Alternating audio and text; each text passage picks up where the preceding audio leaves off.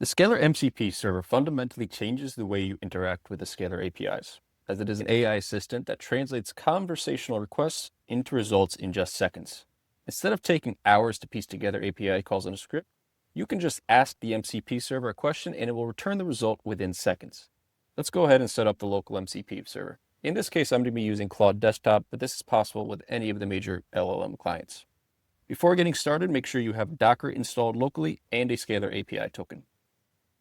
To enable everything, simply go into your Claude settings, into the developer settings, and in there you're going to see the option to edit the config for your local MCP servers. When you click edit config, that is going to open a Claude Desktop config.json, and that's where you're going to drop in the JSON that you'll find in our documentation, and we'll paste that link below. So be sure to update the API token as well as your API URL. And once that's done, simply restart Claude. And what you'll see in Docker is that you now have a container up and running, which means the MCP server was configured correctly. And we are now ready to start interacting with the MCP server and making requests to the Scalr API. Okay, let's start with something very basic, like list all of my Scalr environment.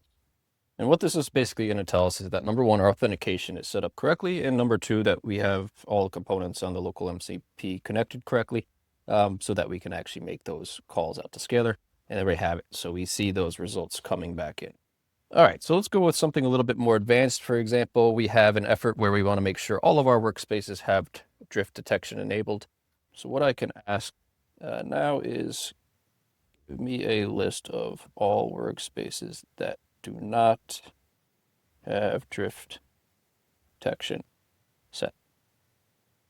So now we see it's going to make the API calls to list workspaces, then look up the workspace settings and go through the various tools to generate that report for us. We now see that that has returned, that we actually have 55 out of the 97 workspaces do not have drift.